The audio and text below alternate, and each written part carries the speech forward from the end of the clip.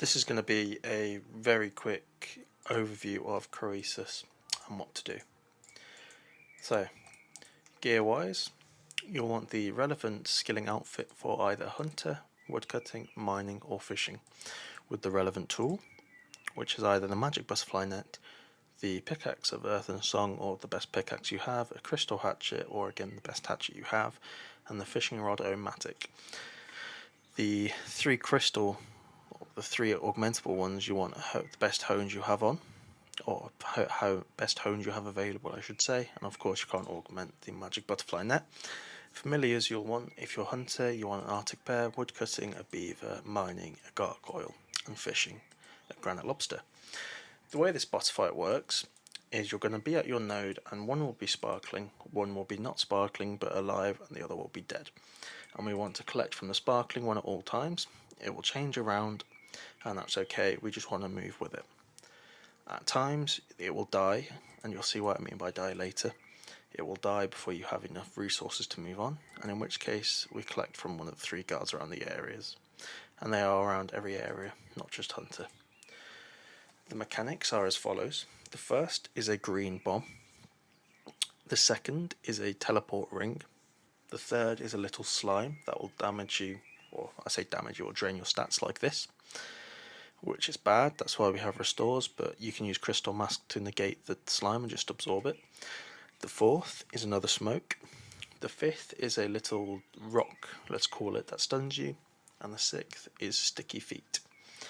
All of these are very easy to bypass, especially if you have the Alt 1 Toolkit Sus Alert. And if you're on Windows, I heavily advise getting that, as it makes the whole sus process a lot easier to learn.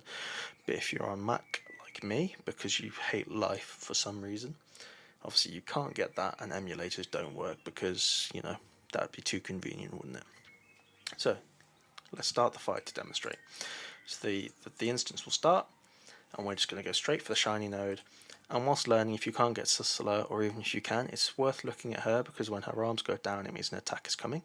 So the smoke is coming now, so we're just going to step away, drop the smoke here, out of the way of the sparkly node so we can go straight back. The next node, attack is the fairy ring. And now we just get out of the square that the fairy ring is in, and we continue. And the goal for the first part of this fight is to get 16 of these materials and deposit them in the relevant box that you'll buy. Next is the slime, which I just use crystal mask to absorb it, and you'll see it will come over, or just for the benefit of demonstration, and you just absorb it. And now we keep looking at Sus, her arms go down, and that means smoke is coming, or an attack's coming, so we can move away. And now we continue. So this is smoke number 2 in our attack rotation, so the stun is next, so we just want to anticipate. Or if you don't anticipate in time, just freedom when it hits, that's fine.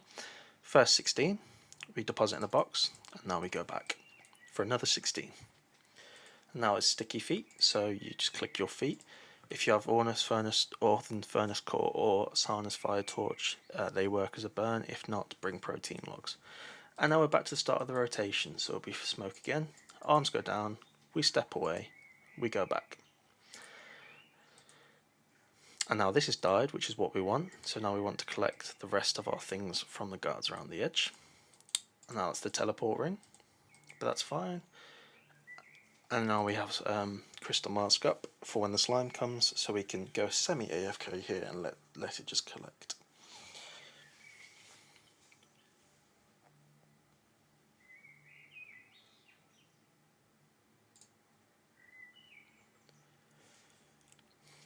Okay, there's 16.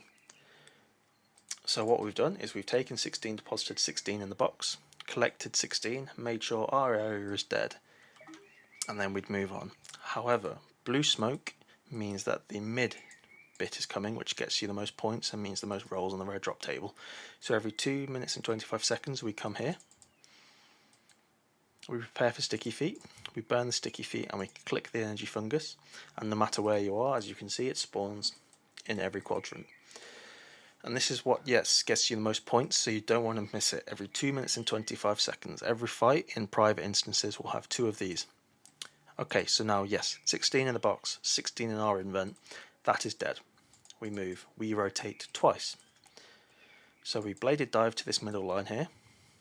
and then we can just surge. Alternatively, if you don't have bladed dive or dive, you can step on the bottom square, make sure you're lined up straight, and surge, and it will take you to that middle line, and then you just have to navigate through the rest of the path. That's those mushrooms, and these bigger mushrooms are nice and easy. You just click the sparkly one. And everyone is doing the exact same thing as you at the same time. They're taking 16 of their own, depositing it in the box, taking another 16, killing their area, and moving on.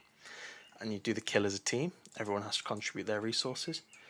So now the thing we would do here is, after rotating twice, we click here, don't deposit on the statue, we pick up from the box, in this case it'd be mining, but of course it's not there, and then we rotate once more, bladed dive, surge, and you deposit mining on here. And then your next course of action is you want to get 10 materials, which for the sake of making this short I won't, but you put on your relevant tool that you brought, because that makes it gathering quicker. You would gather some, and when you have 10 you click it to rot it, and yet when you have 10 and this is dead like we saw for the mole, you just go up to it and you click it with 10 and it will give you a message saying you have rotted the fungus and the regrowth is slowed down. And now you just click the statue and you'd repair it. And there, yes, the way it works is each statue needs 2 types of mats, one from the diagonal one to it and one from the one before counterclockwise. So fishing requires woodcutting and mining, and yet we'd bring the mining after depositing our diagonal hunter at mining. It probably sounds a bit complicated, but fingers crossed it makes sense. And that's essentially the fight, and all you want to do is try and have that rotted with your 10 rot, and your statue built, or at least 3/4 built, and everyone else's statue built by the second mid, which is coming now, indicated by the blue smoke. And another 2 minutes 25 seconds have passed, so we come back here because we're going to have another energy fungus. Prepare for sticky feet, which you won't always get in a 4-man. Click this, and then all that would happen next is the final part of the fight, in which we are going to go over here, we would prey on the statue, these walls of Croesus would come down, and one of the random skilling nodes would spawn in there, so hunter, fishing, mining, woodcutting. You put on the relevant tool and you attack it.